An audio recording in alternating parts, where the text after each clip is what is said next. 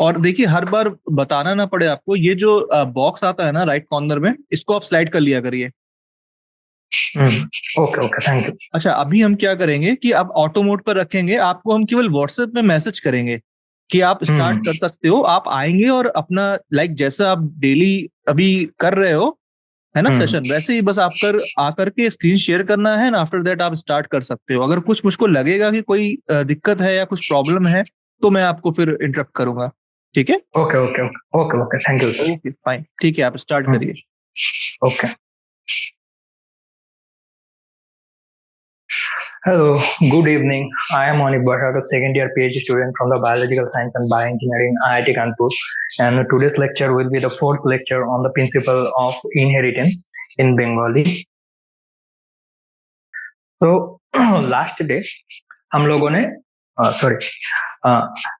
শেষ দিন আমরা কোথায় শেষ করেছিলাম যে ডিএনএ যা হয় সেটা কোনো একটি জীবের বা কোনো একটি সেলের সমস্ত রকম জেনেটিক বা তার বংশগতির সমস্ত বৈশিষ্ট্য বহন করে। এবার কিভাবে এই জিনিসটাকে সায়েন্টিস্টরা তৎকালীন সময়ে প্রুভ করেছিল সেটা সম্পর্কে যদি আমরা একটু দেখি তাহলে দেখব যে সায়েন্টিস্টদের নাম প্রথমেই উঠে আসে তাদের মধ্যে একজন হলেন গ্রিফিথ, এবং দ্বিতীয় যে যারা সায়েন্টিস্ট যারা সম্পূর্ণ রকম ভাবে এই জিনিসটাকে প্রমাণ করেছিলেন যে ডিএনএ হচ্ছে আমাদের বংশগতির ধারক এবং বাহক, এবং আমরা মেন্ডেল যাকে ফ্যাক্টর বলছিলেন, পরবর্তীকালে যাকে জিন বলা হয়, তা আর কিছুই নয়, মূলত সেগুলো ডিএনএ মলিকিউল। তো সেটাকে যেভাবে প্রুভ করা হয়, সেটাকে প্রুভ করেছিলেন হার্সে এবং চেজ। তো এবার আমরা হার্সে এবং চেজ এবং গ্রিফিথের মধ্যে গ্রিফিথের যে পরীক্ষাটি ছিল সেটাকে একটু জানবার চেষ্টা করব। তো গ্রিফিথের পরীক্ষায় গ্রিফিথ লক্ষ্য করেছিলেন যে অনেক সময় অনেক ব্যাকটেরিয়া রয়েছে যেগুলো নন ভিরুলেন্ট হয়। এবার ব্যাকটেরিয়া নন ভিরুলেন্ট কথাটির অর্থটা, এবার নন ভিরুলেন্ট কথাটির অর্থ হচ্ছে যা রোগ তৈরি করতে পারে না। অর্থাৎ যে ব্যাকটেরিয়াগুলো আমাদের দেহে প্রবেশ করলো বা আমাদের সংবহন তন্ত্রে প্রবেশ করলেও কোনো রকমের রোগ সৃষ্টি করতে পারে না, তাদেরকে বলা হয় নন ভিরুলেন্ট। এবং কিছু কিছু ব্যাকটেরিয়া আছে যাদেরকে বলা হয় ভিরুলেন্ট, যা রোগ তৈরিতে সক্ষম।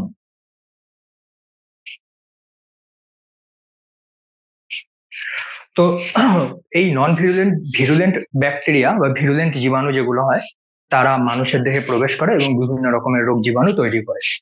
এবার নন ভিরুলেন্ট এবং ভিরুলেন্ট এগুলো অনেক সময় সেটা নিয়ে যখন পরীক্ষা করা হচ্ছিল, গ্রিফিথ লক্ষ্য করেন যে ভিরুলেন্ট ব্যাকটেরিয়া থেকে ডিএনএ যদি নন ভিরুলেন্ট ব্যাকটেরিয়ায় প্রবেশ করানো হয় তাহলে নন ভিরুলেন্ট ব্যাকটেরিয়া ভিরুলেন্ট ব্যাকটেরিয়াতে পরিণত হয়।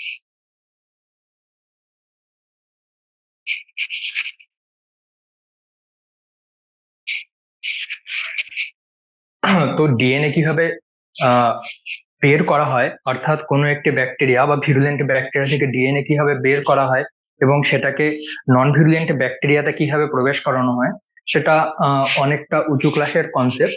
কিন্তু এরকমটা ধরা হয় যে যখন একটি নন ভিরুলেন্ট ব্যাকটেরিয়া যা মানুষের দেহে রোগ তৈরি করতে পারে সেখান থেকে ডিএনএ বের করে যদি কোনো নন ভিরুলেন্ট ব্যাকটেরিয়ার মধ্যে সেই ডিএনএটাকে প্রবেশ করিয়ে দেওয়া হয়, দেখা যাবে এই নন ভিরুলেন্ট ব্যাকটেরিয়া ধীরে ধীরে ভিরুলেন্ট ব্যাকটেরিয়ার মতো হয়ে যাচ্ছে এবং এটাও মানুষের দেহে রোগ সৃষ্টি করতে সক্ষম।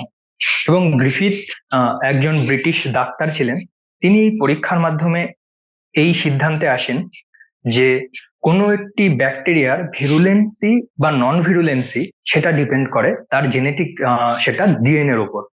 অর্থাৎ এক্ষেত্রে একটি ছোট অণুজীব যা একটি প্রোক্যারিওটিক জীব, অর্থাৎ ব্যাকটেরিয়া অ্যাকচুয়ালি প্রোক্যারিওটিক হয়। তো এই ব্যাকটেরিয়া বা প্রোক্যারিওটিক জীবের যে ভিরুলেন্স, অর্থাৎ তার একটি চারিত্রিক বৈশিষ্ট্য যে সে রোগ তৈরি করতে সক্ষম অথবা রোগ তৈরি করতে সক্ষম নয়, সেটা তার ডিএনএ এর উপর ডিপেন্ড করে। এবং সেখান থেকেই গ্রিফিথ বলেছিলেন যে ব্যাকটেরিয়ার বংশগতি ধারক হলো ডিএনএ। এবং এই এক্সপেরিমেন্টের পরে হার্সে চেজ অন্য এক্সপেরিমেন্ট করেন, এবং তারপর আরো ধীরে ধীরে প্রচুর এক্সপেরিমেন্টের পরে প্রমাণিত হয় যে মূলত এই ডিএনএ হলো সমস্ত সজীব কোষ চারিত্রিক বৈশিষ্ট্যের ধারক।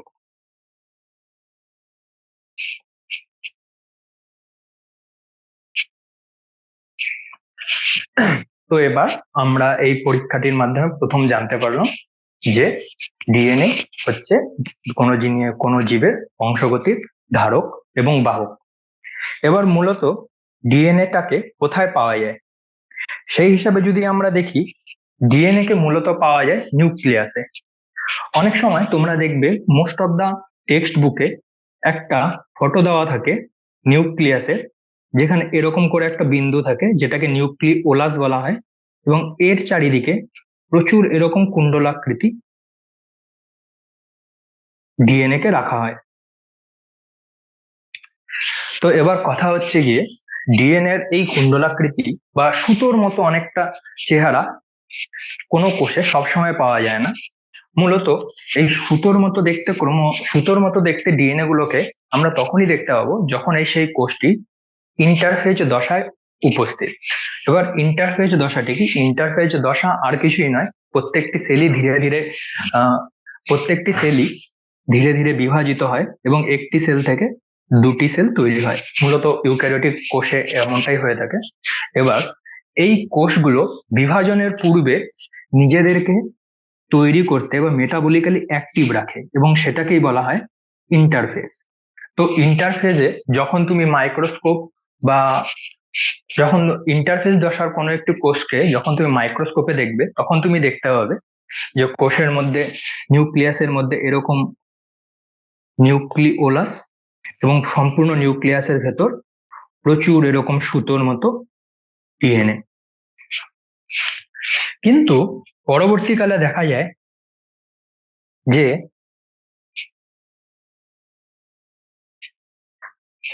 এই যে সুতোর মতো ডিএনএ গুলো আছে, এটা সবসময় সুতোর মতো থাকে না, এবং কোষ বিভাজনের একটা দশা আছে যেটাকে বলা হয় মেটাফেজ। এবং মেটাফেজের সময় দেখা যায় যে সেই সুতোর মতো দেখতে ক্রোমোজোম গুলো আর নেই, বরঞ্চ অনেকটা এই রকমের স্ট্রাকচার, এই ধরনের স্ট্রাকচার বা এই রকমের দেখতে অনেক জিনিস নিউক্লিয়াসের মধ্যে পাওয়া যায়। তো সায়েন্টিস্টরা এই জিনিসটাকে বিভিন্ন রকমের রঞ্জক দ্বারা রঞ্জিত করবার চেষ্টা করে, এবং তখন তারা দেখেন যে এই জিনিসগুলোকে যখন রং করা হয় তার সমস্ত অংশটুকু রং নেয় না, বরঞ্চ তার কিছু কিছু অংশ কালার নেয় এবং কিছু কিছু অংশ তার রঞ্জিত হয় না। এবং এই জিনিসগুলোকেই নামকরণ করা হয় ক্রোমোজোম।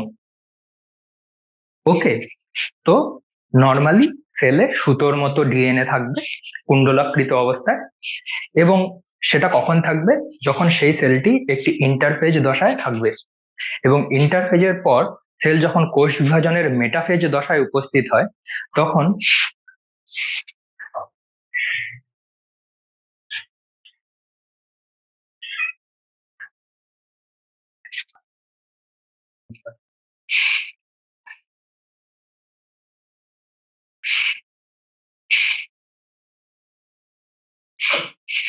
এরপর সেল যখন কোষ বিভাজনের মেটাফেজ দশায় উপস্থিত হয়, তখন সেই সেলের নিউক্লিয়াসকে যদি জিসমা দ্বারা আমরা রঞ্জিত করি, তাহলে দেখতে পারবো যে ক্রোমোজোমের কিছু অংশ কালার নিচ্ছে এবং কিছু অংশ কালার নিচ্ছে না।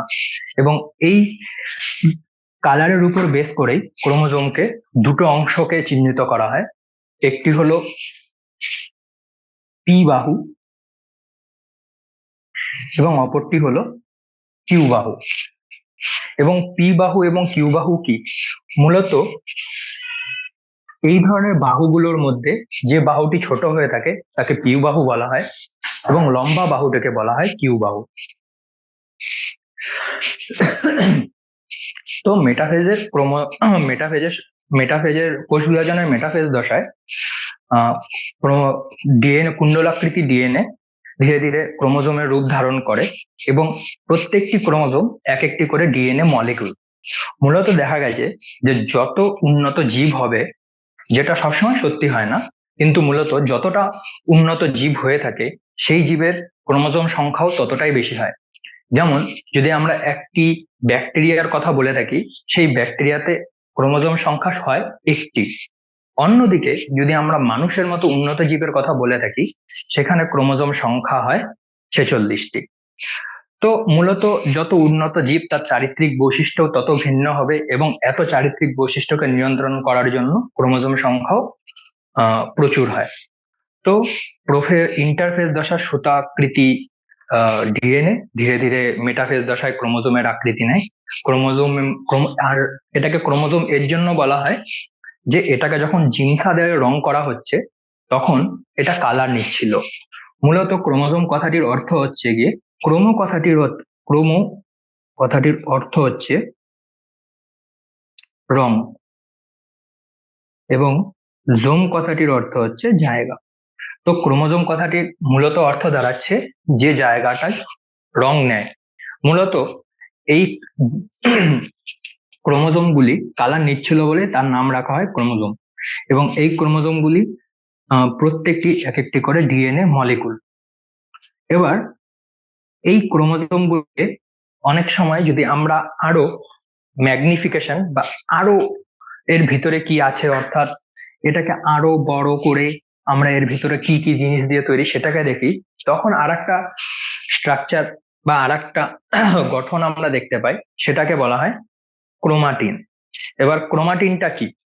মূলত কোষ বিভাজনের প্রোফেজ দশায়, এবার মনে রাখতে হবে ক্রোমোজোম কখন দেখা যায়, ক্রোমাটিন কখন দেখা যায় এবং সুতাকৃতি ডিএনএ কখন দেখা যায়। তো যাই হোক, ক্রোমাটিন আর কিছু নয়, ক্রোমাটিন হচ্ছে ক্রোমোজোম তৈরি হওয়ার পূর্ববর্তী অবস্থা। তো ক্রোমাটিনের সময় অনেকটা এরকম এরকম এরকম দেখতে হয় এবং এই ক্রোমাটিন আগে একটা সময় এরকম ধরা হতো যে দুটো ক্রোমাটিন মিলিয়ে একটি ক্রোমোজোম গঠন করে। তো কোথায় কোনটা দেখা যায়? ক্রোমাটিন কখন দেখা যায়? প্রোফেজ দশায়। তো ক্রোমাটিন কখন দেখা যায়? প্রোফেজ দশায়। ক্রোমোজোম কখন দেখা যায়? মেটাফেজ দশায়। এবং সুতাকৃতি ডিএনএ কখন দেখা যায়? ইন্টারফেজ দশায়। তো এই ক্রোমাটিন গুলোকেও যদি আমরা আরো, যেটা হচ্ছে গিয়ে মূলত এরপরে আমাদেরকে যদি আরো ভিতরে গিয়ে বা আরো বড় করে এই ক্রোমাটিন গুলোকে দেখতে হয়, তাহলে আমাদেরকে যেটা ব্যবহার করতে হবে সেটা হচ্ছে ইলেকট্রন মাইক্রোস্কোপি। এবং ইলেকট্রন মাইক্রোস্কোপি বা এক্স রে ক্রিস্টালোগ্রাফি করে যদি আমরা দেখি, তাহলে দেখব যে প্রত্যেকটি ক্রোমাটিন আসলে ডিএনএ মলিকুল দিয়েই তৈরি এবং এই হচ্ছে ডিএনএ অণুর গঠন। তো ওভারঅল কি জানা গেল যে এই ডিএনএ অণুগুলো অ্যাকচুয়ালি কিরকম ভাবে ক্রোমাটিন তৈরি করে সেটা সম্পর্কে একটা দেখা যাক। ধরা যাক এটা একটা ডিএনএ অণু এবং এই ডিএনএ অণুটিকে আমরা এবার একটি লাইন দিয়ে লিখব এবং এই ডিএনএ মলিকুল বা অণুটি যখন নিজের চারিদিকে ধীরে ধীরে পাকিয়ে যায়, এবং এই কথাটির অর্থটা কি, এবং যদি দেখা যায় যে এর যা ব্যাসার্ধ হবে তার এটা আরেকটু মোটা হবে এবং এটি আর একটু মোটা হবে।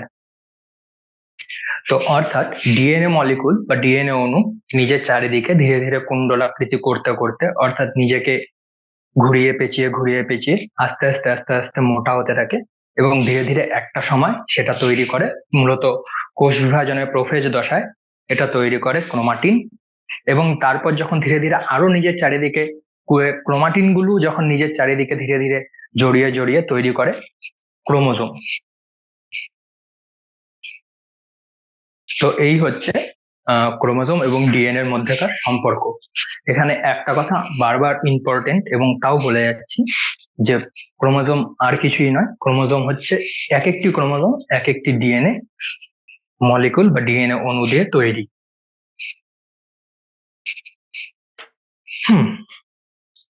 এবার আমরা যদি মূলত ক্রোমোজোম স্ট্রাকচার বা ক্রোমোজোম কিরকম হয় সেটা যদি দেখতে আসি, তাহলে দেখব ক্রোমোজোম মূলত অনেকটা এরকম হয়। এটাকে বলা হয় এস ক্রোমোজোম এবং এটাকে বলা হয় 2s ক্রোমোজোম। তো এস ক্রোমোজোম আর 2s ক্রোমোজোম এই দুটোর মধ্যে ডিফারেন্স কি? কিছুই নয়, এস ক্রোমোজোম হচ্ছে মূলত কোষ বিভাজনের আগে প্রত্যেকটি ডিএনএ তাদের যা অ্যামাউন্ট নিউক্লিয়াসে থাকে, অর্থাৎ ডিএনএ এর পরিমাণ কোষ বিভাজনের আগে কোষে নিউক্লিয়াসে ডিএনএ পরিমাণ দ্বিগুণ হয়ে যায়।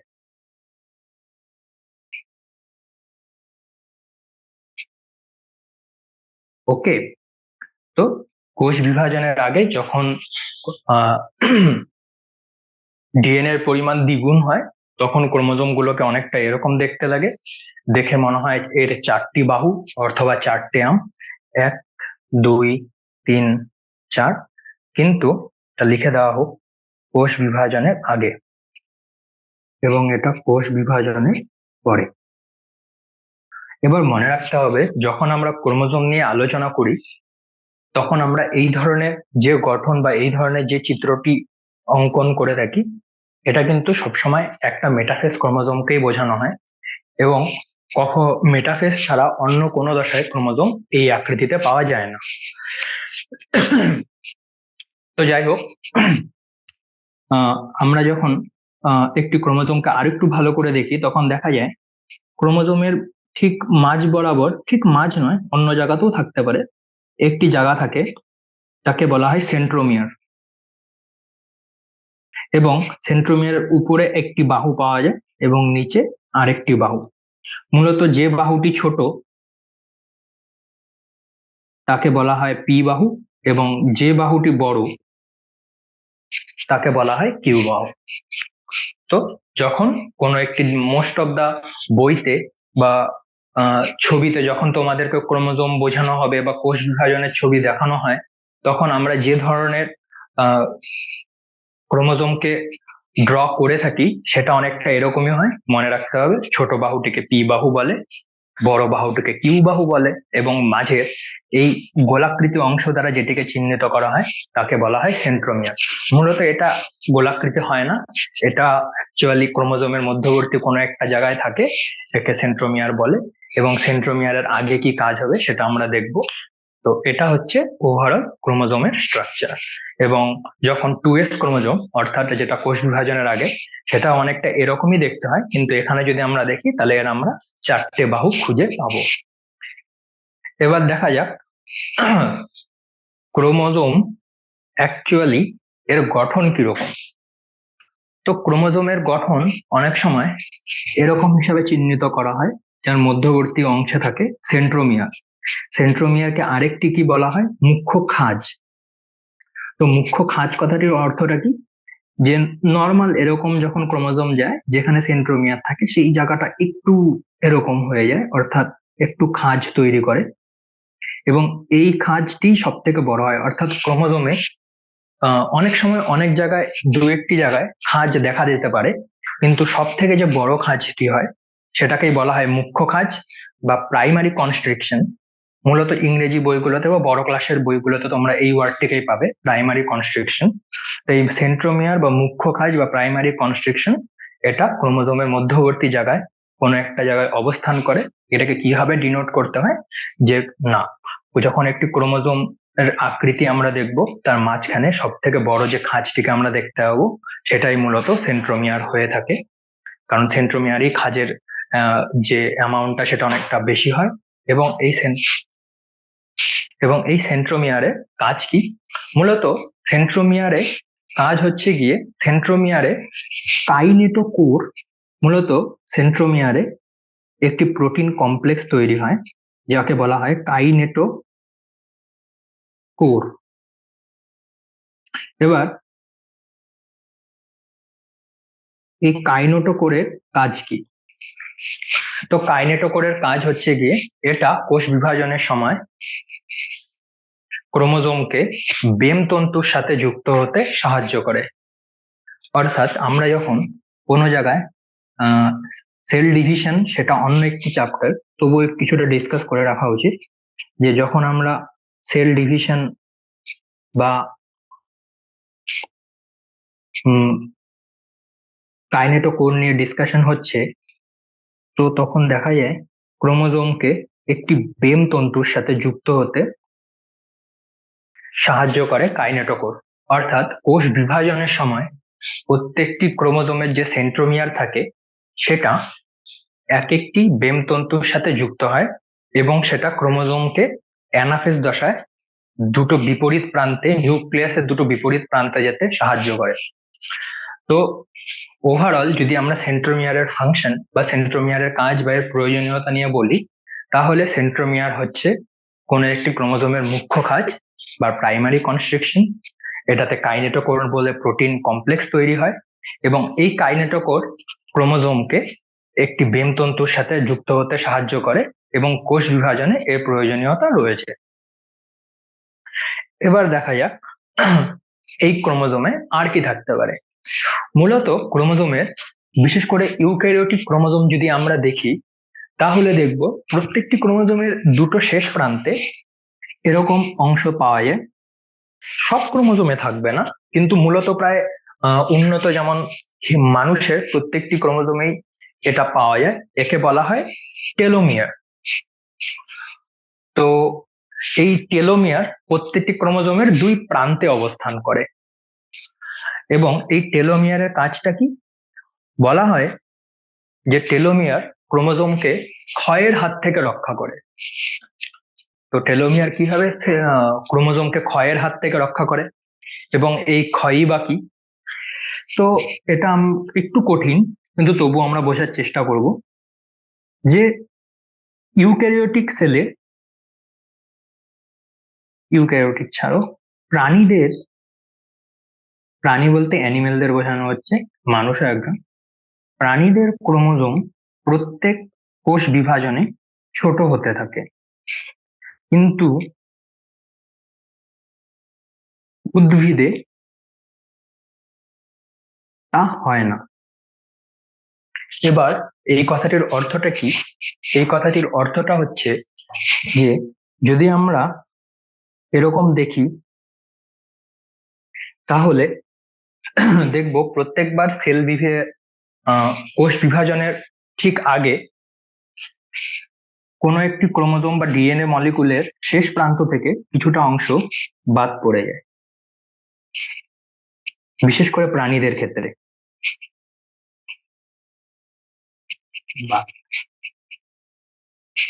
এবং এই বাদ পড়ে যাওয়ার অংশ কারণটা কি?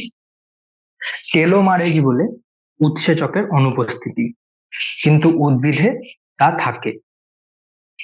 মূলত প্রাণী দেহেও থাকে, কিন্তু তা কেন কাজ করে না সেটা আরো অনেকটাই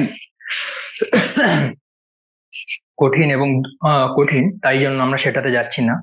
কিন্তু আমরা এখানে জেনে রাখবো যে প্রাণী কোষে প্রত্যেকটি সেল ডিভিশনে ডিএনএ দুটো প্রান্ত ধীরে ধীরে ক্ষয় হতে থাকে এবং এই ক্ষয় হতে হতে ডিএনএ যাতে এবং ডিএনএ তে আমরা জানি যে এখানে অনেক জিন রয়েছে। তো যদি প্রত্যেক সেল ডিভিশনের পর একটি ডিএনএ দু প্রান্ত থেকে ধীরে ধীরে ক্ষয় হতে থাকে, তাহলে তো একটা সময় এমন হওয়া উচিত যে এই জিনগুলো বাদ পড়ে যাবে। তাহলে তো আমাদের চারিত্রিক বৈশিষ্ট্য বহন আমরা যেটা বলছি যে ডিএনএ সমস্ত জীবের চারিত্রিক বৈশিষ্ট্য বহন করে, কিন্তু প্রাণী দেহে দেখা যাচ্ছে যে প্রত্যেক ডিভিশনের পর, অর্থাৎ প্রত্যেক কোষ বিভাজনের পর ক্রোমোজোম বা ডিএনএ দুটো প্রান্ত থেকে ধীরে ধীরে ক্ষয়প্রাপ্ত হয়। তাহলে তো এটা বলা উচিত নয় যে ডিএনএ বংশগতির ধারক এবং বাহক, কারণ ডিএনএ প্রতি মুহূর্তে ক্ষয়প্রাপ্ত হচ্ছে। কিন্তু দেখা গেছে যে প্রাণী দেহে ডিএনএ অনেকটা এরকম হয়ে থাকে,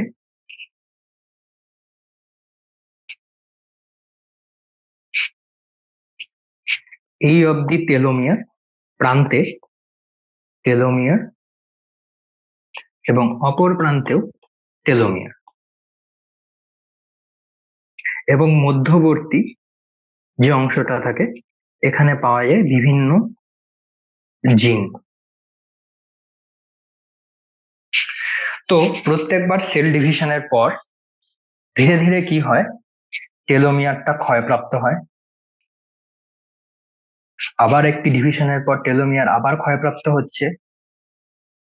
এরকম ধীরে ধীরে যখন কোষ বিভাজন চলতে থাকে তখন দেখা যায় যে এই টেলোমিয়ারটা নিজে ক্ষয়প্রাপ্ত হয়ে ক্রোমোজোমের যে অংশে অনেক প্রয়োজনীয় জিন থাকে সেটাকে বাঁচায়। তো এটাই এভাবেই, এর জন্যই টেলোমিয়ারকে বা কাজ বা প্রয়োজনীয়তা সম্পর্কে বলা হয়ে থাকে যে টেলোমিয়ার ক্রোমোজোমকে ক্ষয়ের হাত থেকে বাঁচায়।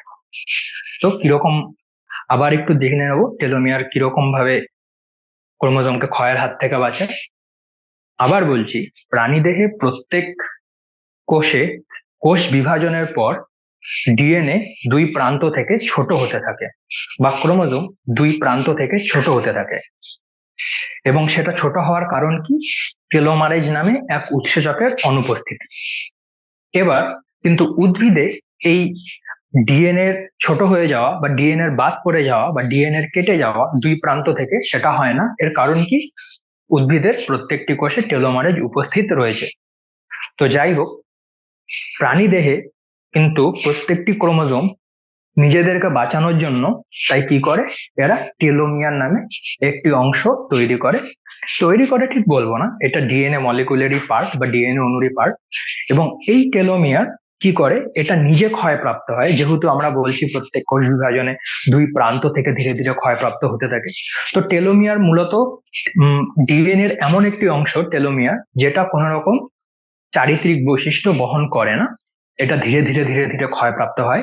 এবং দুটো টেলোমিয়ারের মধ্যবর্তী যে অংশে বংশগতির জন্য প্রয়োজনীয় সমস্ত রকম জিন বা চারিত্রিক বৈশিষ্ট্যের ধারক সমস্ত রকম উপাদান রয়েছে ডিএনএ, সেই জায়গাটিকে রক্ষা করে। এবং এর জন্যই টেলোমিয়ারকে বলা হয় এরা ক্রোমোজোমকে ক্ষয়ের হাত থেকে রক্ষা করে। ওকে, এবার জেনে নেব গৌণ খাঁজ বা অন্য কি। এবার গৌণ খাঁজ বলতে কি বোঝানো হয়ে থাকে, ধরা যাক এটা একটা ক্রোমোজোম, এবং এখানে দেখা যাচ্ছে যে সব থেকে বড় যে খাঁজ, অর্থাৎ যেটাকে প্রাইমারি কনস্ট্রিকশন বলা হয়, সেটা হচ্ছে সেন্ট্রোমিয়ার। এবং সেন্ট্রোমিয়ারকে ছাড়া অন্য যে খাঁজগুলো উপস্থিত থাকে, যেমন এই ছোট ছোট খাঁজগুলো, এদেরকে বলা হয় গৌণ খাঁজ অথবা সেকেন্ডারি কনস্ট্রিকশন, অথবা এটাকে NOR ও বলা হয়। কথাটির অর্থ হচ্ছে নিউক্লিওলার অর্গানাইজিং রিজিয়ন। ওকে, তো গৌণ খাঁজ, ক্রোমোজোমের গৌণ খাঁজ কি? সেন্ট্রোমিয়ার বা প্রাথমিক খাঁজ বাদে অন্য যত রকমের খাঁজ আমরা ক্রোমোজোমে পাবো। খাঁজ বলতে গেলে ক্রোমোজোমটা অনেক সময় সোজা থাকে এবং কিছুটা সময় একটু ভেতরে আঁকা বাঁকা হয়ে যায়, এটাকেই খাঁজ বলে। তো প্রাথমিক খাঁজ বা যেটাকে আমরা সেন্ট্রোমিয়ার বলি, সেটা বাদে অন্য যে খাঁজগুলো পাওয়া যায় তাদেরকে বলা হয় গৌণ খাঁজ। গৌণ খাঁজকে ইংরেজিতে বলা হয় সেকেন্ডারি কনস্ট্রিকশন, এবং এদের অপর একটি নাম হচ্ছে নিউক্লিওলার অর্গানাইজিং রিজিয়ন। এবার এটাকে নিউক্লিওলার অর্গানাইজিং রিজিয়ন কেন বলে? কারণ নিউক্লিওলাস তৈরিতে এরা সাহায্য করে।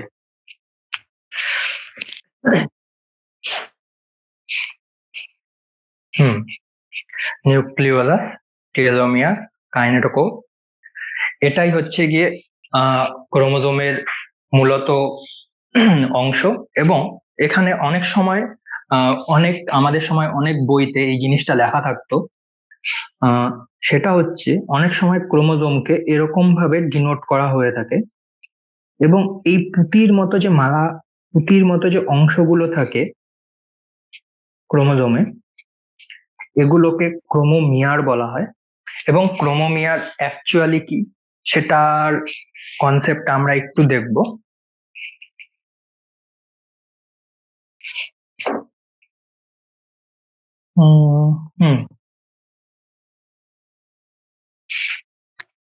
তো এরকম যদি ক্রোমোজোম হয়, এর মাঝখানে ছোট ছোট ছোট ছোট ক্রোমোমিয়ার থাকে।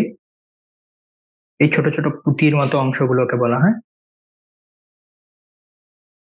ক্রোমোমিয়ার। তো এগুলোকে ক্রোমোমিয়ার অ্যাকচুয়ালি কি থাকে? মূলত এখানে জেনে রাখা উচিত যে ডিএনএ নেগেটিভলি চার্জ হয়।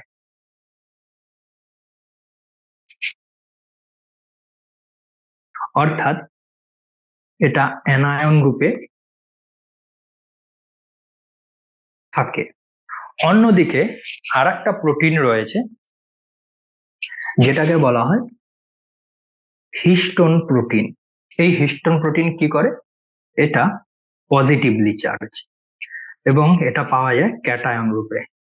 মূলত এই হিস্টোন এবং হিস্টোন প্রোটিন যেটা পজিটিভলি চার্জ এবং ডিএনএ যেটা নেগেটিভলি চার্জ, এরা একে অপরের প্রতি আকর্ষিত হয়, এবং এই আকর্ষণের ফলে কিরকম স্ট্রাকচার অনেকটা ডিএনএ নিয়ে থাকে সেটা যদি আমরা দেখি, যে ধরা যাক এটা যদি একটা হিস্টোন প্রোটিন হয়ে থাকে,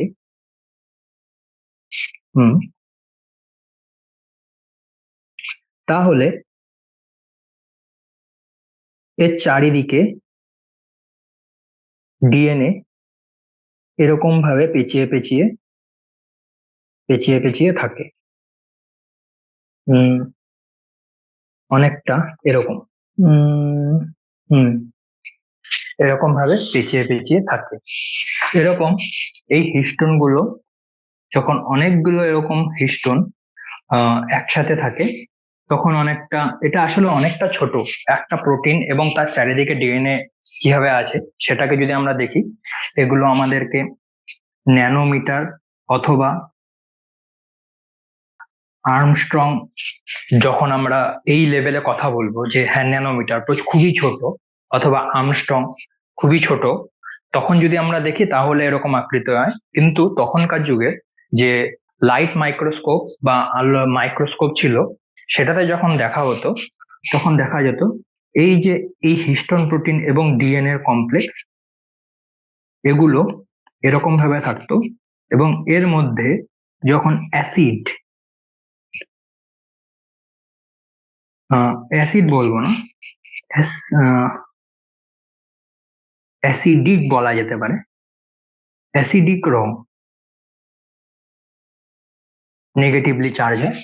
এই অ্যাসিডিক রং দিয়ে যখন ডিএনএ কে বা ক্রোমোজোমকে রং করা হতো, তখন এই অ্যাসিডিক রং আমাদের পজিটিভলি চার্জ হিস্টোন প্রোটিনের সাথে বাইন্ড করত, এবং বাইন্ড করে এরকম একটা কালার দিত যা সমস্ত ক্রোমোজোম জুড়ে থাকতো, এবং একেই বলা হয় ক্রোমোমিয়ার।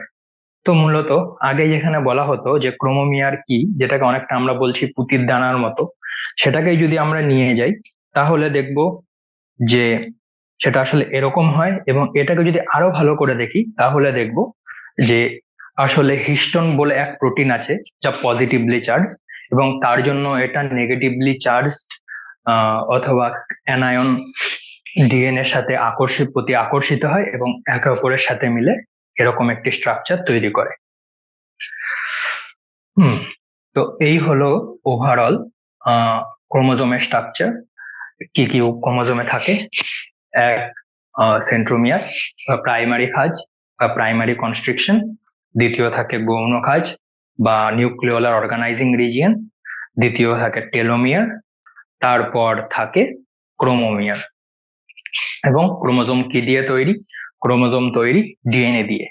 এবার এখানে একটা কথা বলে রাখা ভালো, অনেক সময় অনেক জায়গায় প্রশ্ন এরকম থাকে যে ক্রোমোজোম কি দিয়ে তৈরি।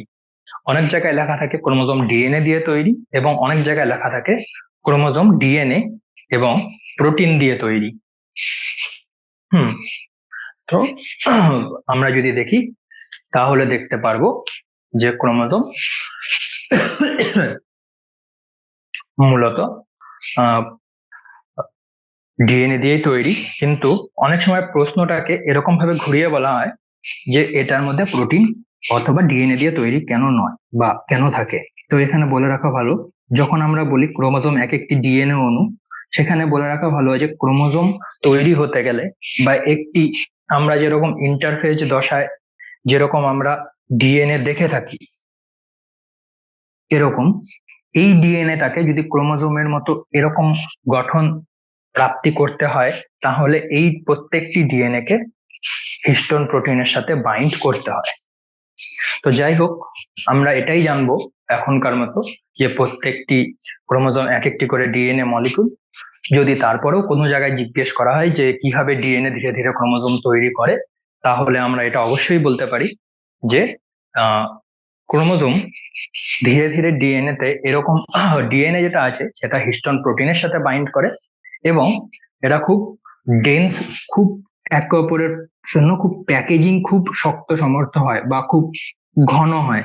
অর্থাৎ আগে যেখানে ডিএনএটা এরকম পুরো অনেকটা জায়গা জুড়ে ছিল, এরা হিস্টোনের সাথে বাইন্ড করে এটুকু জায়গার মধ্যেই চলে আসবে, এবং তখনই আমরা একে ক্রোমোজোম বলি। তো এই ছিল ওভারঅল ক্রোমোজোম। তো ক্রোমোজোম গুলোকে যখন প্রথম লাইট মাইক্রোস্কোপে দেখা হয়ে থাকে, তখন দেখা যায় শুধুমাত্র সেন্ট্রোমিয়ারের অবস্থানের উপর ভিত্তি করে ক্রোমোজোম গুলো অনেক রকমের হয়। অনেক সময় দেখা যায় ক্রোমোজোমের পি বাহু এবং কিউ বাহু এই দুটোই সমান, অর্থাৎ যেখানে সেন্ট্রোমিয়ার ক্রোমোজোমের মধ্যবর্তী স্থানে অবস্থিত। সেন্ট্রোমিয়ার ক্রোমোজোমের মাঝ বরাবর অবস্থিত, তখন তাকে আমরা কি বলি? মেটাসেন্ট্রিক। মেটাসেন্ট্রিক ক্রোমোজোম অনেকটা এরকম দেখতে হয়। এবার আরেকটা আছে সাবমেটাসেন্ট্রিক। সাবমেটাসেন্ট্রিকটা কি? এখানে বলা হয় যে সেন্ট্রোমিয়ারটা একদম মাঝখানে থাকে না, বরং মাঝখান থেকে একটু দূরত্বে থাকে।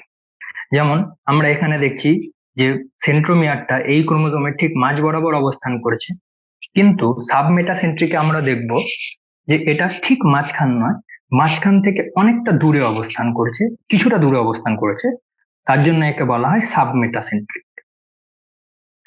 এরপর আসে অ্যাক্রোসেন্ট্রিক। অ্যাক্রোসেন্ট্রিকটা কি? একটু ভালো করে দেখলে বুঝবে যে সেন্ট্রোমিয়ার যেখানে শেষ হয়ে যাবে, অর্থাৎ টেলোমিয়ার যেখানে শেষ হয়ে যাবে তার থেকে কিছুটা দূরে অবস্থান করছে, অর্থাৎ সেন্ট্রোমিয়ার টেলোমিয়ার থেকে কিছুটা দূরে অবস্থান করে। তো সেন্ট্রোমিয়ার বা টেলোমিয়ার থেকে কিছুটা দূরে অবস্থান করে, একে বলা হয় অ্যাক্রোসেন্ট্রিক। এবং টেলোসেন্ট্রিকটা যদি দেখি তাহলে দেখব ঠিক একদম প্রান্তেই, অর্থাৎ টেলোমিয়ারের কাছাকাছি অবস্থান করছে, অর্থাৎ টেলোমিয়ারেই অবস্থান করেছে। অর্থাৎ যখন সেন্ট্রোমিয়ার ক্রোমোজোমের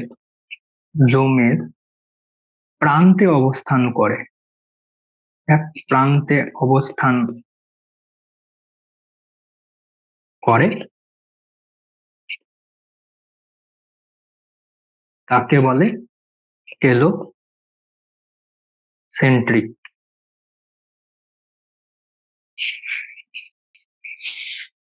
তো সেন্ট্রোমিয়ারের পজিশনের উপর বেস করে ক্রোমোজোম 4 রকমের হয়ে থাকে। একটা মেটাসেন্ট্রিক, যেখানে সেন্ট্রোমিয়ারটা একদম ক্রোমোজোমের মাঝ বরাবর অবস্থান করবে। একটা হয় সাবমেটাসেন্ট্রিক, যেখানে সেন্ট্রোমিয়ার মাঝখানে নয় একদম, সেখান থেকে কিছুটা দূরত্বে অবস্থান করবে এবং সেটাকে বলা হয় সাবমেটাসেন্ট্রিক। যখন সেন্ট্রোমিয়ার প্রান্তের থেকে কিছুটা দূরত্বে, একদম কিনারে বা একদম শেষে নয়, তার থেকে কিছুটা দূরত্বে, তাকে বলা হয় অ্যাক্রোসেন্ট্রিক ক্রোমোজোম। এবং যখন এই সেন্ট্রোমিয়ার গুলি একদম একটি প্রান্তেই অবস্থান করে, তাকে বলা হয় টেলোসেন্ট্রিক। তো এখানে ক্রোমোজোম বা ডিএনএ সম্পর্কে যে জিনিসটা তোমাদেরকে একটু বলে রাখা জরুরি, সেটা হচ্ছে যখন আমরা ব্যাকটেরিয়ার সম্পর্কে বলি,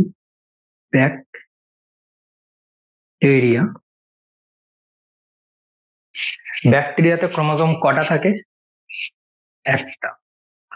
একটি ক্রোমোজোম। এবং এটাকে কি বলা হয়? ক্লোজ। যদি ইউক্যারিওটিক দেখি, তাহলে এখানে ক্রোমোজোম কটা থাকবে? একাধিক। এবং এটা কিরকম হয়? ওপেন। যদি আমরা ভাইরাসের সম্পর্কে বলি, তাহলে কি ক্রোমোজোম কটা থাকবে? একটি। ক্লোজ ও হতে পারে এবং ওপেন ও হতে পারে।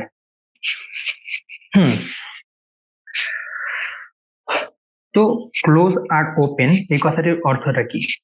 মূলত যখন আমরা ব্যাকটেরিয়া সম্পর্কে দেখি, তো ব্যাকটেরিয়ার ক্রোমোজোমটা অনেকটা কিরকম হয়, অর্থাৎ মূলত ডিএনএ মলিকিউলটা একটি গোলাকার এবং ক্লোজ হয়, অর্থাৎ এর মধ্যে কোনো ফাঁকা প্রান্ত নেই। একটা জায়গা থেকে শুরু হচ্ছে, তো সেই জায়গাতে এসেই আবার মিলছে। এর জন্য একে বলা হয়ে থাকে ক্লোজ। অন্যদিকে যখন তুমি ইউক্যারিওটিক সেলের কথা বলবে, তখন যদি আমরা ক্রোমোজোমটাকে দেখি, তাহলে দেখব এর ডিএনএ মলিকিউল একটি জায়গা থেকে শুরু হয়, যাকে 5'3' বলা হয়, এবং অপর জায়গায় 3'5' শেষ হয়। এই প্রান্তের সাথে এই প্রান্তের কোনো রকম যোগাযোগ নেই, এটাকে বলা হয় ওপেন।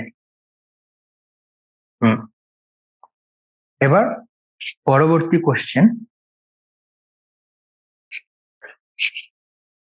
সেটা হচ্ছে অটোজোম ও সেক্স ক্রোমোজোম।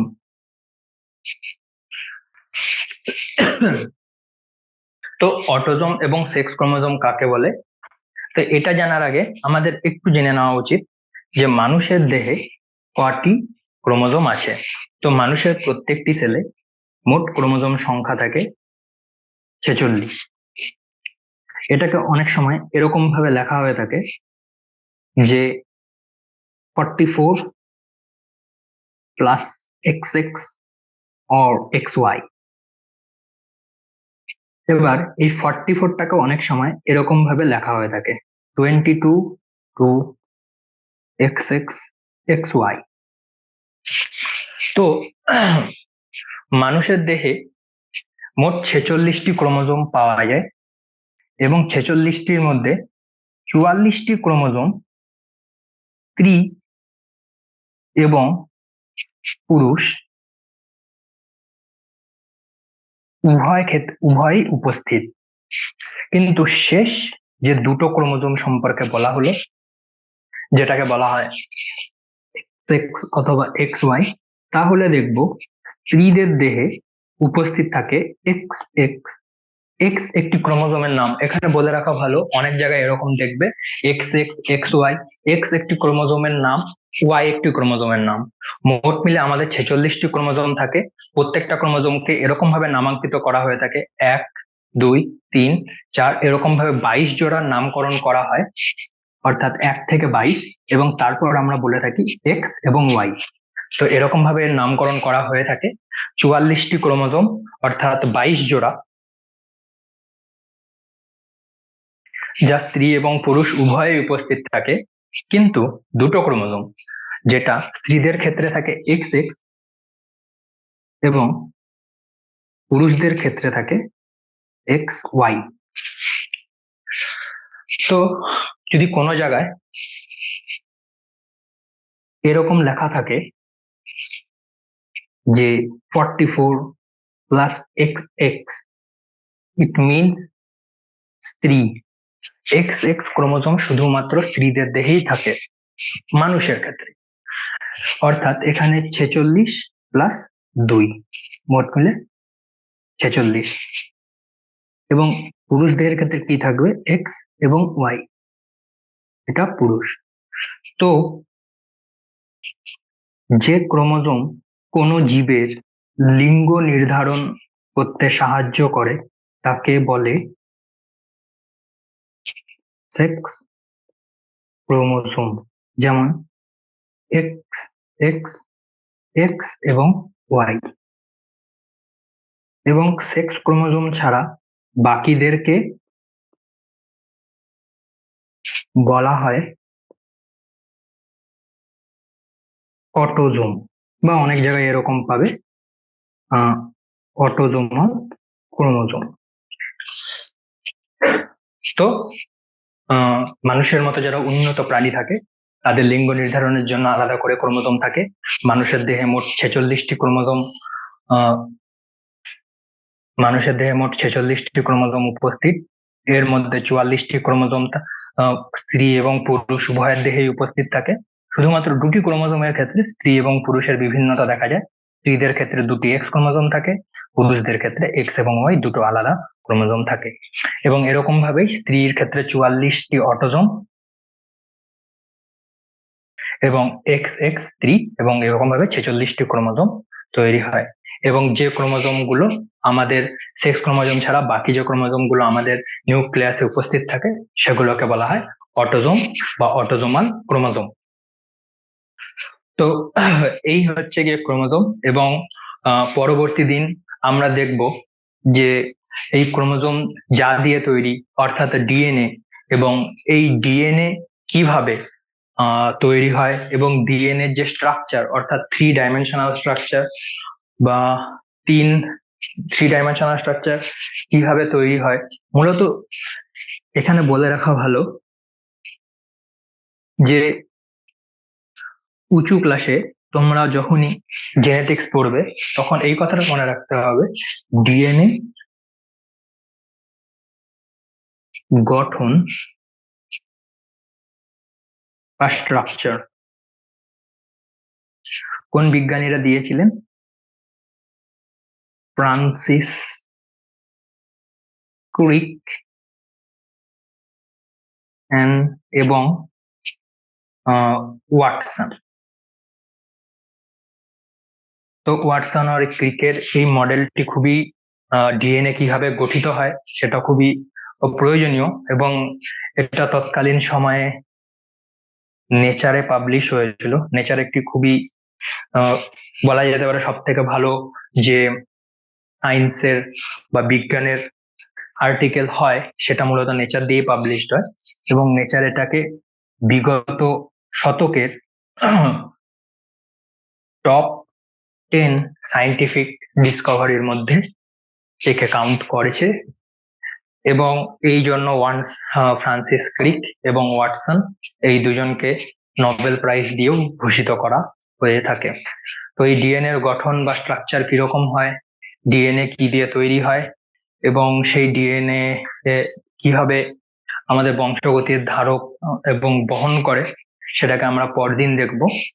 তবে আজকের জন্য একটি খুবই মজাদার জিনিস আমরা চেষ্টা করব, সেটা হচ্ছে গিয়ে এতদিন আমরা ম্যান্ডেলের যে দ্বিসংকর জনন এক্সপেরিমেন্টটি আমরা দেখতাম বা দ্বিসংকর জনন পরীক্ষাটি দেখতাম, যেখানে আর আর এবং ওয়াই ওয়াই মধ্যে ক্রস করানো হয়েছিল। এবার যদি দেখা যায় সেটাকে আমরা ক্রোমোজোম লেভেলে অর্থাৎ ডিএনএ লেভেলে কিভাবে হচ্ছে সেটাকে যদি একটু ভালো করে লক্ষ্য করি, তাহলে দেখব যে প্রত্যেকটি জীবে একটি ক্রোমোজোম দুটি করে থাকে। অর্থাৎ আমরা যে এতক্ষণ ধরে এই কথাটি বলছিলাম যে 44, বস্তুত এখানে 44টি ক্রোমোজোম থাকে না, বরঞ্চ